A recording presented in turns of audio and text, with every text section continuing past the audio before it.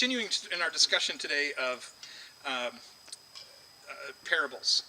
And those are, again, they're kind of common. Jesus used stories, especially stories that everyone could relate to or had some understanding with, that would illustrate a moral or a spiritual point, taking something simple and common and understood to help us understand and unpack maybe another spiritual principle that maybe is not as intuitive, not as common, not as easily understood.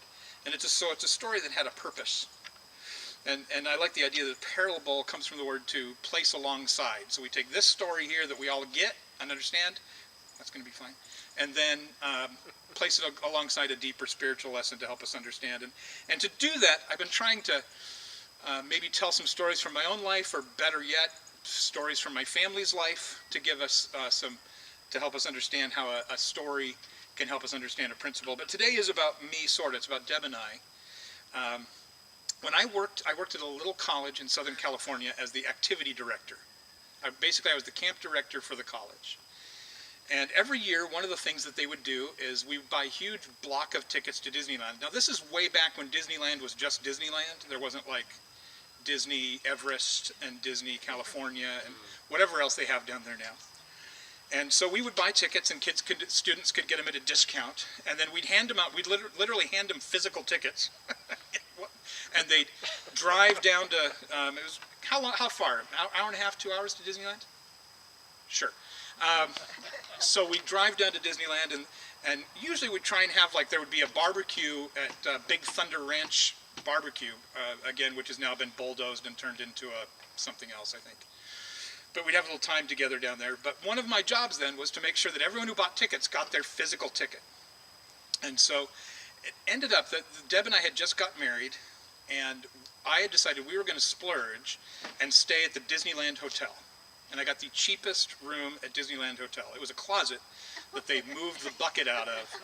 And we were going to, I think actually, no, it did have a restroom, so they left the bucket in. And we were, sorry, that was awful. I'm so sorry. And so we were going to leave, but we ended up, we had to stay till every last college kid, super responsible college kid, to come by in the time slot that we said to come by and get their tickets, came and got their tickets. Obviously that didn't happen. They were late, kids were late, they couldn't find a ride, so we ended up being much later leaving than I thought we were going to leave. And this is pre-cell phone. That's how old it is, pre-cell phone. So we get on the road, and of course there's traffic in Southern California, and I'm like, we are not going to get, they're going to give away our room. We have to check in by 5 o'clock, or whatever it was that we were supposed to check in. And so we get there finally, and we pull in, and we go in there, and I'm like, I'm so sorry we're late, it's already late. I'm like, they said, yeah, we've given away your room. And I was like, oh. And I said, so, I'm so sorry, but we're going to have to give you the presidential suite. And I said, I don't have the money for that. And they go, no, it's the same price. So we were able to stay at the Disney, back then the Disney Hotel, Resort Hotel, presidential suite. And we walked up and it was like, this is so much nicer than our apartment. And there were 3 bathrooms with telephones in the bathrooms. I'm like, I don't even know, we went to the park late because we were just enjoying the hotel, calling each other from the bathrooms. It was weird, but it was great. It was a fantastic time. We expected so little, and we were given so much more. And there's a little bit of that in today's parable. So the moral of this story is, be late. No, that's not the moral. But the moral of that story is that sometimes when we get a benefit that is unexpected, it is so much better than one we demand. And the parable, there's a little story about that Jesus told here. And it's I figured it was apropos today, the story of the banquet, the parable of the banquet, the great feast. And so this is an example of this that Jesus used. In Luke 14, he says this, and I don't know if this is on your sheet, but this is the beginning of this. I like this. That one Sabbath day, Jesus went to eat dinner at the home of a leader of the Pharisees, one of the religious leaders, and the people were watching him closely. I like this. So Jesus is kind of going into the belly of the beast here. This Pharisee, the people who had been tracking him down, the people who had been fighting with him and arguing with him, had invited him to dinner, and this is probably not like your comfortable dinner. It's clearly one of those Jon Stewart goes on Fox News kind of a things, right? Where he's going into, there are 2 people who disagree vehemently, and they're going to be together, and people are going to watch it, right? So the people are watching closely. And on his way, there was a man whose arms and legs were swollen. This is the disease called dropsy. There's a man with dropsy. And Jesus asked the Pharisees and the experts in religious law. So he goes in there, he goes into the home, and there's a guy who's really sick right there on the way, and people are watching. And so he turns preemptively to the Pharisees, to the religious leaders, and he says, is it permitted in the law to heal people on the Sabbath day or not? When they refused to answer, Jesus touched the sick man and healed him and sent him away. Then he turned to them and said, which of you doesn't work on the Sabbath? If your son or your cow falls into a pit, don't you rush out to get him? And again, they couldn't answer. Fascinating story. So here's the lead up. Here's where he begins the idea that where this story comes from. The Pharisees, he's going to this Pharisee's house and he sees the guy that's sick, and Jesus takes the bait. He knows this is going to be an argument, and he says that he sees the sick person, and beyond just compassion and beyond just being a good person, Jesus is radically different. I think when we see this story, I have to admit, when I see this story, I think, of course Jesus is going to heal him on the Sabbath. That's just what a good person does. And I think we all kind of agree with that. But I think the thing we need to remember is Jesus was radically different. This was a radical thing because especially the Pharisees and the teachers of religious law had said, you cannot do anything on a Sabbath. They had already attacked him and his disciples for doing things on the Sabbath, like grabbing grains of wheat and eating them, saying, oh, that's harvesting. Their whole game was to take the rules, make them, extract from them meaning that was never meant to be there, and then enforcing that and putting that on the people. And so Jesus catches him before this, and he says, before he heals the guy, before he gets himself in trouble, he says, so what should I do here? And I love the fact that they can't answer, because, and I think that, they get maybe a bad name, and we'll talk about this a little bit later, because it was a tough choice.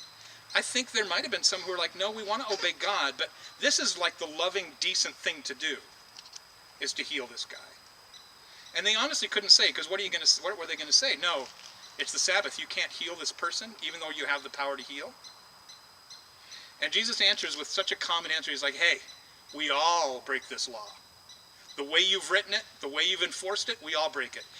All of you, if your kid fell in a pit, you wouldn't say, well, enjoy the pit for a day. I got to wait till sunup tomorrow. Or if your cow, even if your livestock fell in a pit, you'd do something to save them. So this sets up this discussion about who is worthy and who is unclean, who is worthy of being loved and included and near God. So now comes the part we start. So I was thinking of this banquet, the place cards. My son got married in March and went down. It was a huge blowout wedding, and there is a place card. There was a list of where we were supposed to sit, who was going to sit with who. And so this is a little bit of that. Who gets to sit where? And the next several verses 7 through 14 in Luke 14. When Jesus noticed that all who had come to the dinner were trying to sit in the seats of honor near the head of the table, he gave them this advice. Hey, when you're invited to a wedding feast, don't sit in the seat of honor. What if someone who is more distinguished than you has been invited? The host will come to you and say, hey, give this person your seat.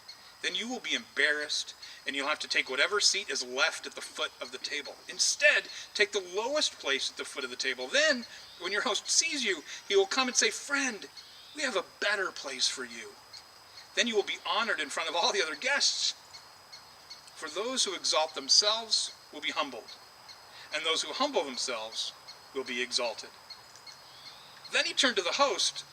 When you put out a luncheon or a banquet, he said, don't invite your friends, brothers, relatives, and rich neighbors, for they will invite you back, and that will be your only reward. Instead, invite the poor, the crippled, the lame, and the blind. Then, at the resurrection of the righteous, you will be rewarded for your inviting those who could not repay you.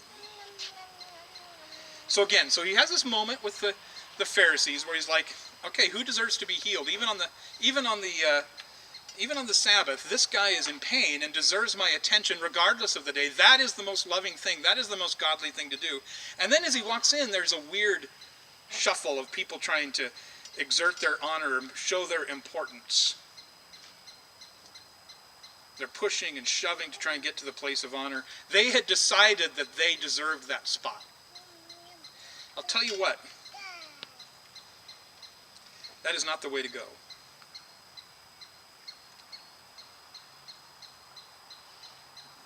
And I love the way Jesus explains this. We'll talk about this in a minute. But the idea that you would not only show your intrinsic importance, but you could maybe advance your importance by sitting at the best seat.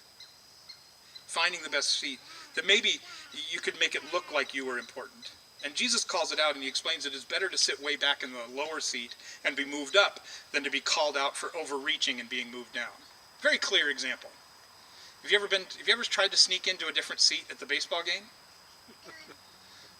There have been many times where back in the day when the Mariners were not great, that there would be a lot of empty seats that were way better, and you're up in the third deck thinking, I'm just going to stroll down there and see what happens. I will admit to you that I've never successfully done that. You do this whole pantomime of, what's going on here? I thought that my seats were down here. Oh, I see.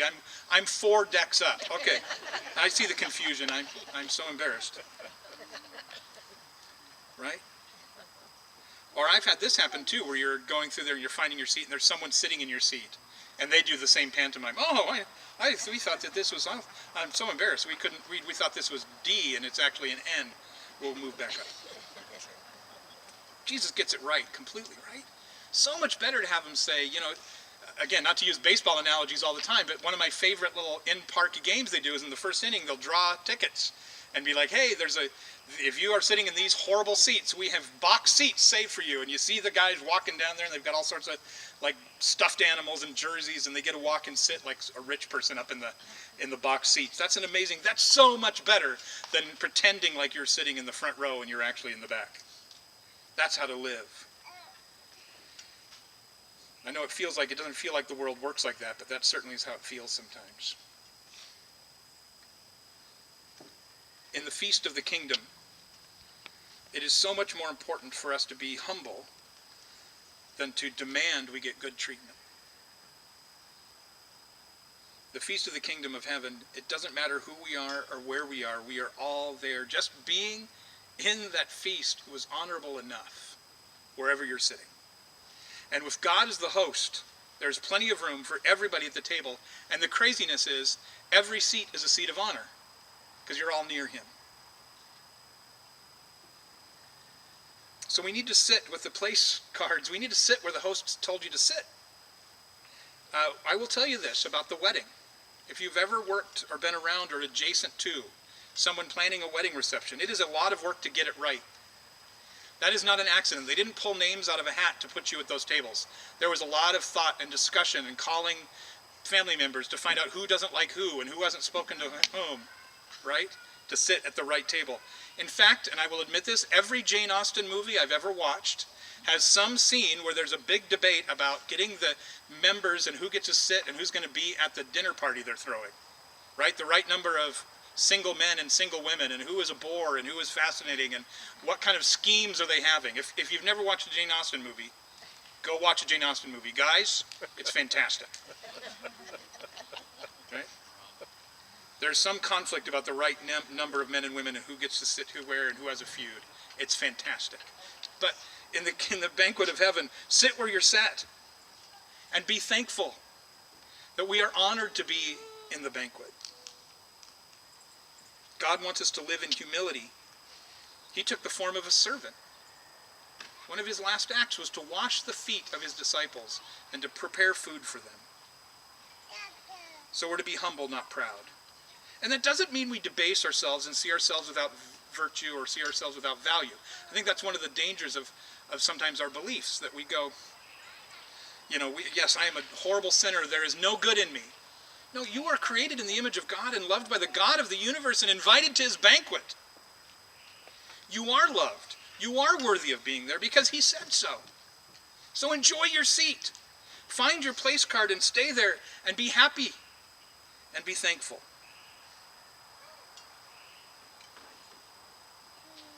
Just some practical stuff. People who exalt themselves will be humbled. And I think especially when we try and exalt ourselves as Christians, I think those of us who do, I'm saying us, the people who demand loyalty and authority and respect are usually the ones who are least worthy of it. If we're demanding it, it means we probably haven't earned it. Let's rather be humble and see ourselves as loved by God first, not as worthy of praise from people around us.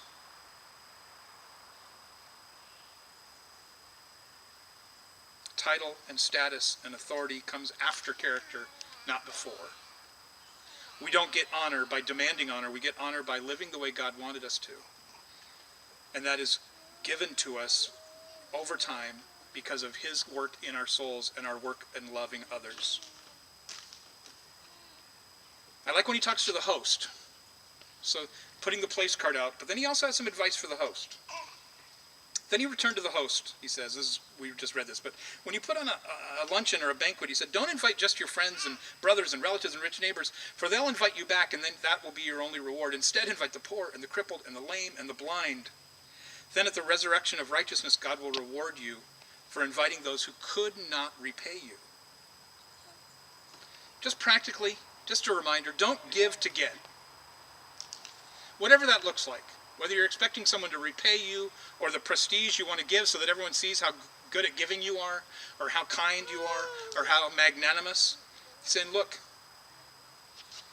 don't invite people to your party. Don't invite people into your life that are there to make you look better, but look for the people who need your friendship, people who need your help. Real friendship is far better than strategic relationships. I'm going to go on a little tangent here. Bear with me. We're going to have hot dogs and hamburgers, I swear. Real friendship is far better than strategic relationship. I've thought a lot about this over the last several years, about evangelism and about outreach for the church and for Christ and what that looks like. And I will tell you, I've gotten really tired of strategic planning on evangelism. Because the point is, I think people see right through it. And they feel like we're trying to sell them a MLM. We're trying to sell them a pyramid scheme. We're inviting them over for coffee, and then we bring out the charts. Evangelism, the kingdom of God, the church is built on real friendships, not targeted strategic recruiting. We love people. And people know it when they're genuinely loved, and people know when you're reaching out to them just to tick a mark in a box.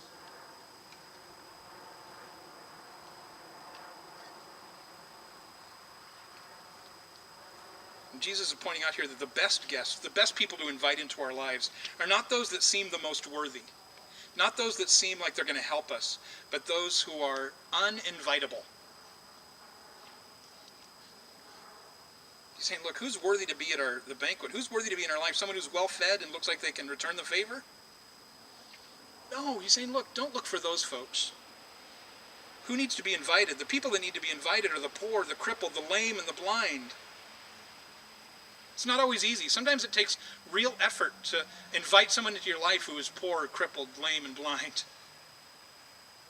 They got baggage. Sometimes they're difficult. And we have to make accommodation. But that's who it is better to invite. Because if we invite people who are going to invite us back and pay us back and give us prestige or something else, when we get that something else, that's it. That's your reward. Enjoy it. Because there's nothing else to be had. But it is so much better to love and to care for someone who really needs it.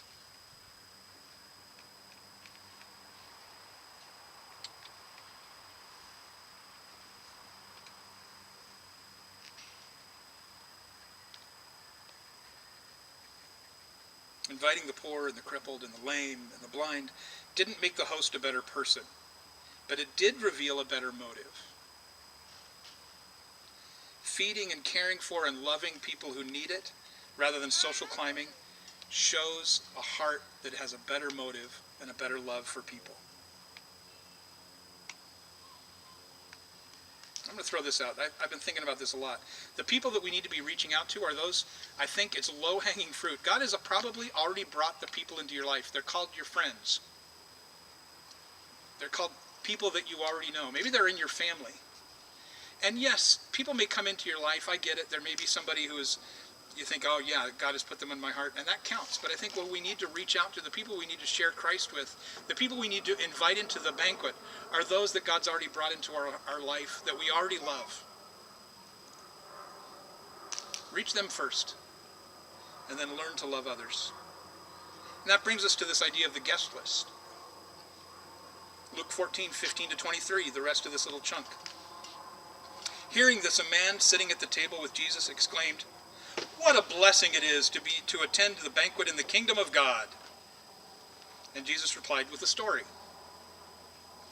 A man prepared a great feast and sent out many invitations. And when the banquet was ready, he sent out his servant to tell the guests, "Come, the banquet's ready." But they all began to make excuses. One said, I've just bought a field and I got to go inspect it. Please excuse me. Another said, I bought 5 pairs of oxen, 10 oxen, 5 pairs of oxen, and I want to try them out. Please excuse me. Another said, I just got married, so I can't come. And the servant returned, and he told the master what they had said. His master was furious, and he said, "Go quickly into the streets and alleys in the town and invite the poor, the crippled, the blind, and the lame."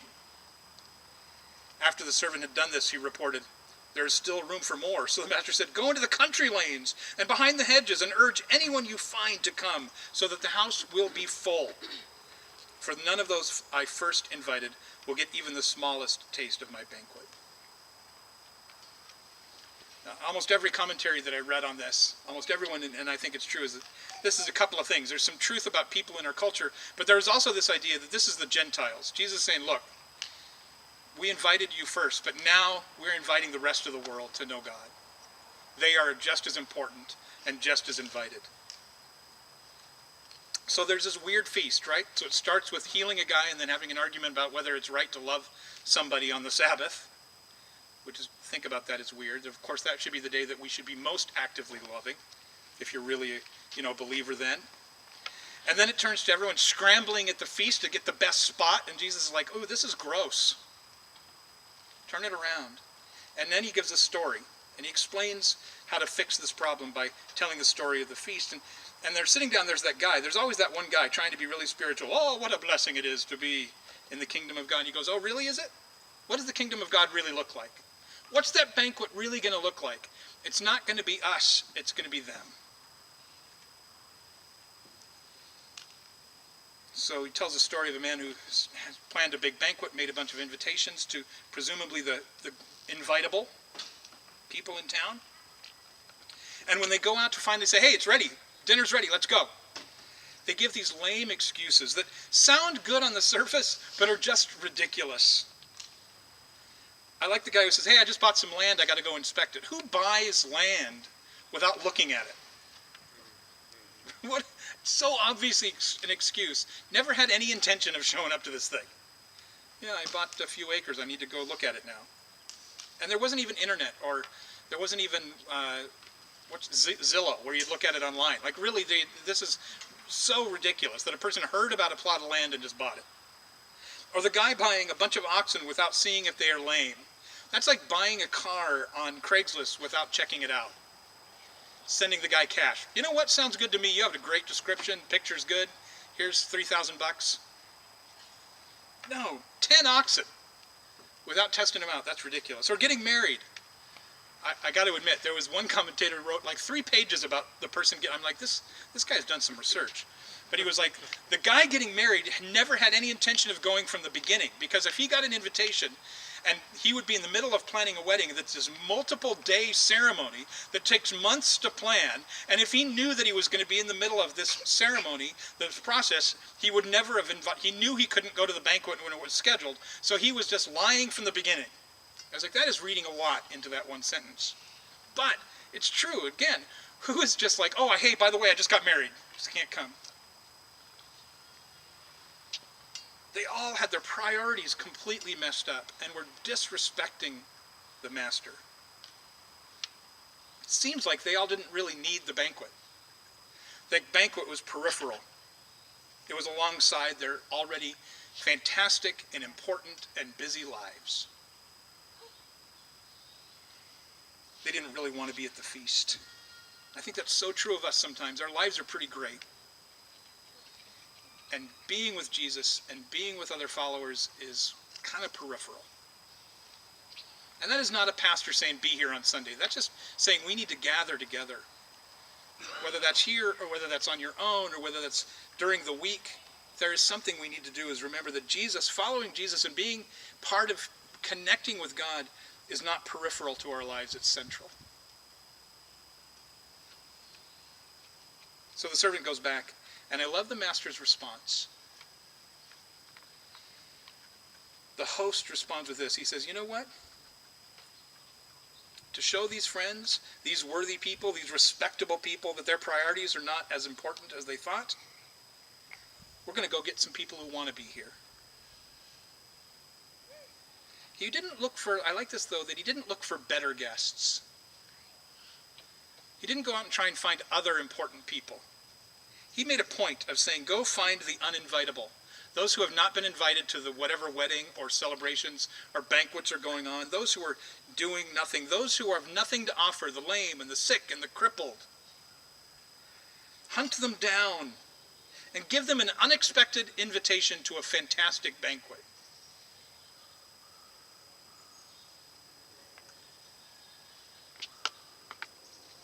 I like that then there's a second round. So the servant goes out and he finds all these people in the streets. And the host is like, no, that's just not enough. Go find worse people. Go out into the country and find people. Find people hiding in hedges. That's a weird one. Your guys hiding in hedges, drag them out here and put them in a place of honor at my special banquet. So many of us are hiding in hedges. People who have not invited anywhere else.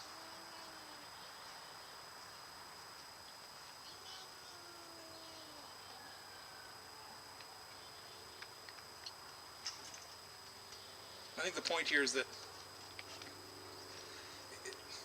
loving people who need to be loved doesn't necessarily make us righteous, but it reveals right thinking about God and relationship with Jesus. It reveals that we are acting it out. And what I mean by this is, let's just not trade one way of acting for another to hope that that fixes us, but let's change our heart. Let's turn to God and see that everyone needs to be loved, and we're going to invite and love and be with those people who are unlovely, who are difficult. It is better to care for the needy than to stay comfortable with the expected. I think what we're calling here is that we need to be the host, right? We need to be the servant. Maybe we're the servant who's working for the host. And we need to invite friends that are not interested to Jesus. We need to know people who may not be interested in this to know Jesus. And how do we do that? I think there's some easy ways. This is practical. This is not written in stone. These are just some thoughts. But if you want to invite friends who are not interested in Jesus, who are needy, here's how we do it. First of all, I think we care for them practically. If they have needs, we do our best to fulfill them. Probably a lot of time in our culture, and one of the main missions that we have as this church is to be a place to love the lonely.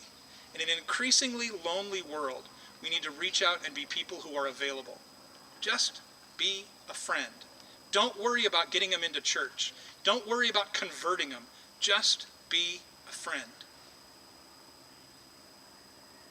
And then, one of the easiest things, if that's if you're an introvert, I get it. You're not one of those people who's going to make a coffee date with the checker at the grocery store. One of the best ways to do that is to invite them around other followers. Invite them into your circle of friends. Invite them into your friends, and then you can all be friendly together. And maybe a time would come when you would invite them to a church thing, or at least something where you know other believers will be around. If it's central to their lives and central to your life, it's bound to come out. Open your life and offer your life to people around you. And remember, we're not doing it to get a notch.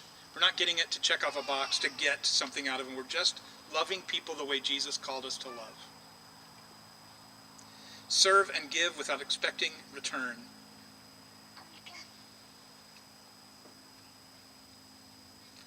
I think in the middle of that, we do need to look for and keep our eyes open for those who need to be at the feast. Those who need friends and those who need relationships. Maybe we think we don't deserve it. Maybe we think they don't deserve it. But God does. God wants a full banquet table. And there's plenty of room, and we need to invite. So let's be the servant who's literally beating the bushes, literally dragging people out of the shrubs to come into the banquet.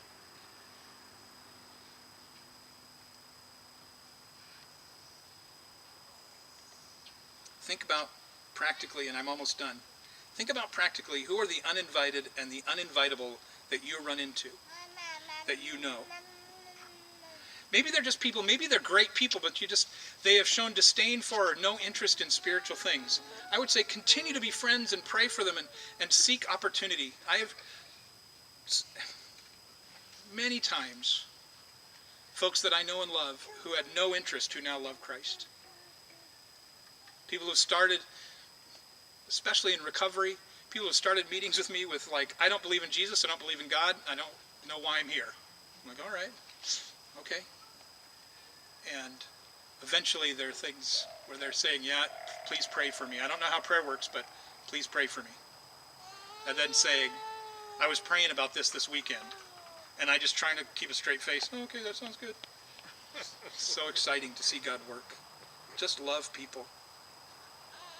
They might be your own family, your kids, your coworkers, your friend from college. Anybody and everybody needs to be invited. You might take some looking. Some of us have been around followers of Christ, and our world has kind of become just believers. So it might take some working and some creativity to think about who are the uninvited around us. Maybe you need to use something that gives you an opportunity to build friendships. My mom goes to Donut Club on Saturday morning at her community. Donut Club. I love it. That's my kind of club. Saturday mornings at her neighborhood has at the clubhouse, they have donuts. Someone brings donuts and they hang out for a while. And from that, she's invited people, and people have started a Bible study that she leads with people in that community. Man, start a donut club. Talk about a way to get people in. What if you had a donut club at your house? I think I have a new thing. I need to write that down. The feast that we host of our lives, as we're the servant out there beating the bushes, to invite the worthy and the unworthy to sit at the table with Jesus. So let's live and interact and build friendships with people, even and maybe especially with people who we disagree with, and probably have to sit down and have real food and enjoy some amazing truth and revelation about what has happened in our lives while we share our time with others. Jesus wants a full feast of everyone. To him, we're all invitable. None of us deserve it, but he has invited us in. We are lovely and valuable to him because he loves us and he has made us valuable. I just want to leave with the benediction here in a moment, but this is the conclusion. I usually try and find some way to sum it up, and I hope this is good. Maybe this is one that we should end every service with, and I need to remind myself of this daily. Jesus showed real people that they matter. If you want to talk about the ministry of Jesus, that was it. He showed people that they matter. And that should be our way of inviting people to the banquet. So we'll end with this. Luke 14:22. After the servant had done this, he reported, "There is still room for more." So his master said, "Go into the country lanes and behind the hedges and urge anyone you find to come, so that the house will be full." May we be a people who humbly fulfill the call of Jesus by inviting everyone we meet from every walk of life to fill all the seats at his glorious feast, so that they too can enjoy closeness with Jesus. Thank you, and you're dismissed.